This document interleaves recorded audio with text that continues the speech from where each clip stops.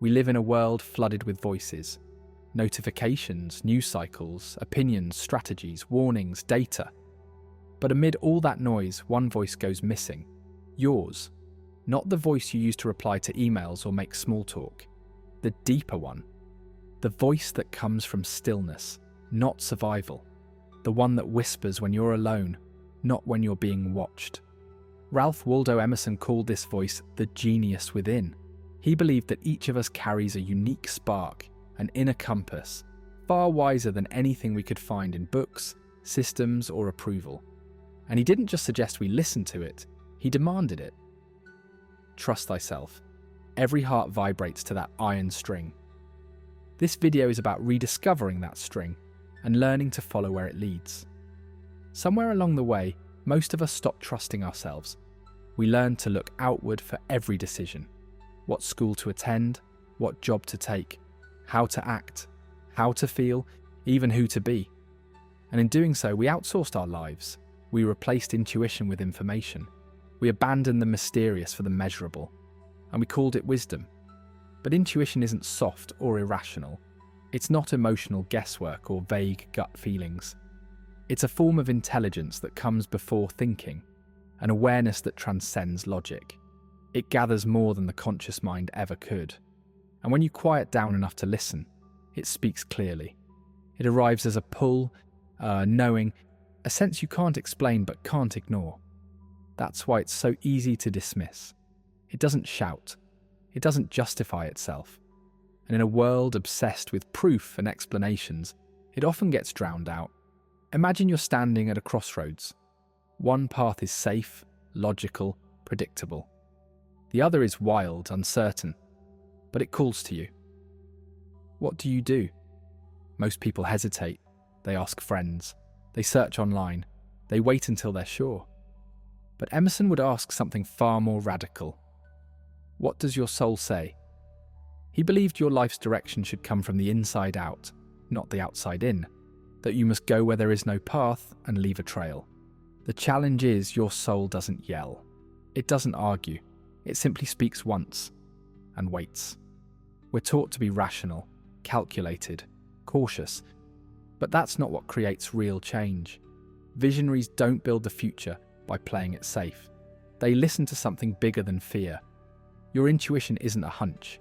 It's who you are before the world told you who to be. And every time you ignore it, a piece of you drifts further from center. Every time you follow it, you return to yourself. Emerson knew this.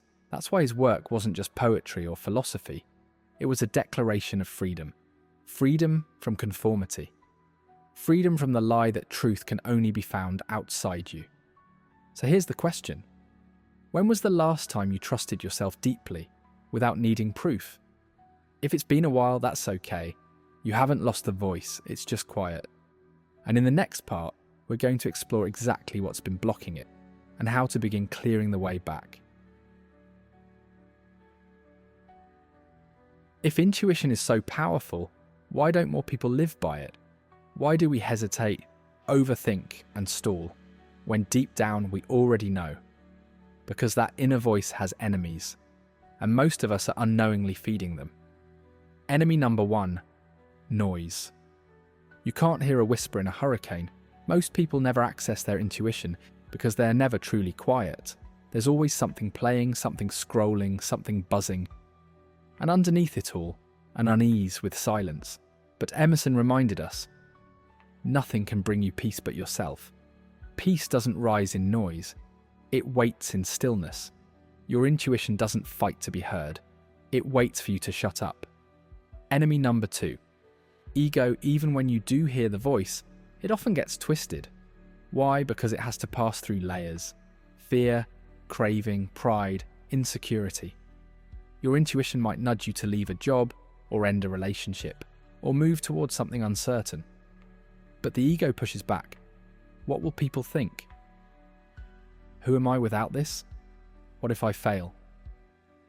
This is where most people stall. They know the truth, but defend the lie.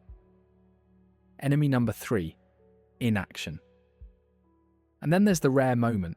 You do hear the voice, clear and strong. You even believe it. But you don't move. Why? Because intuition doesn't hand you a plan.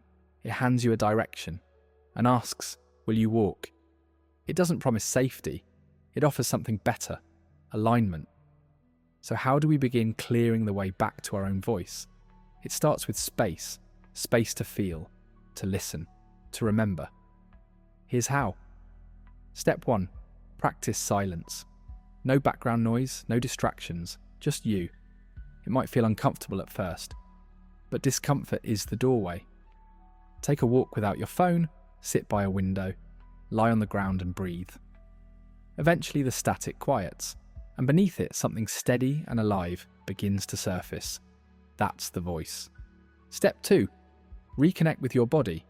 Emerson taught harmony with nature, and your body is the piece of nature you carry every day. But most people live cut off from it, trapped in tension, always in their heads. Start here. Where are you holding tension right now? Jaw, chest, stomach. Let it go. Let your body soften. Let it become a receiver, not just a vessel. When your body relaxes, intuition flows more freely. When it's tense, it gets blocked. Step 3, remove impurities. Impurities aren't just physical, they're anything that clouds your ability to sense what's real.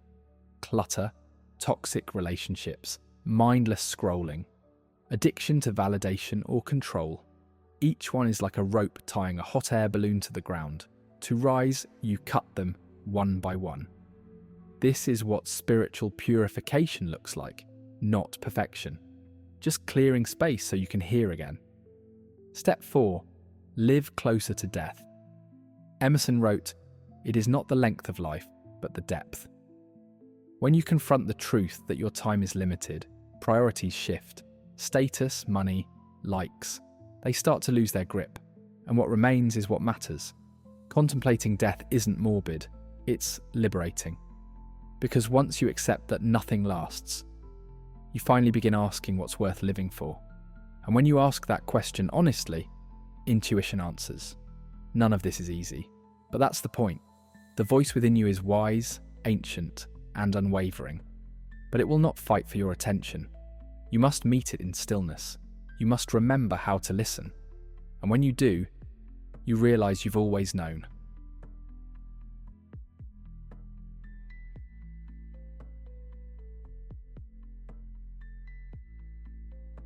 Once you begin hearing your intuition, the next question is the hardest.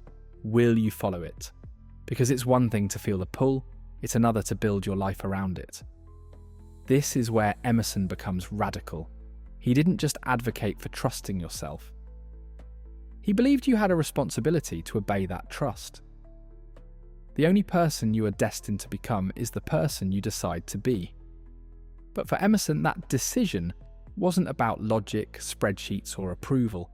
It was about choosing to follow the whisper, even when it goes against tradition, comfort, or fear. Think back on the real turning points in your life. Did they come from careful planning, or did they come from something inside shifting? A knowing you couldn't explain?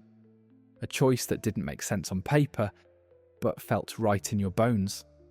That's intuition. And it's not magic, it's a skill. One that strengthens the more you live by it. So how do you start living a life built on deep trust? 1. Journal your intuitions.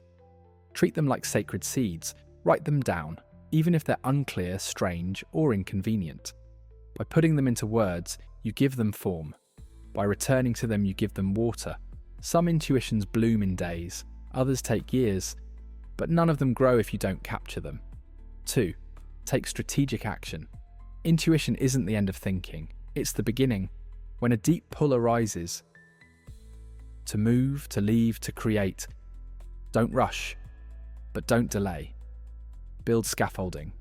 Lay the groundwork. Nurture the vision with care and seriousness.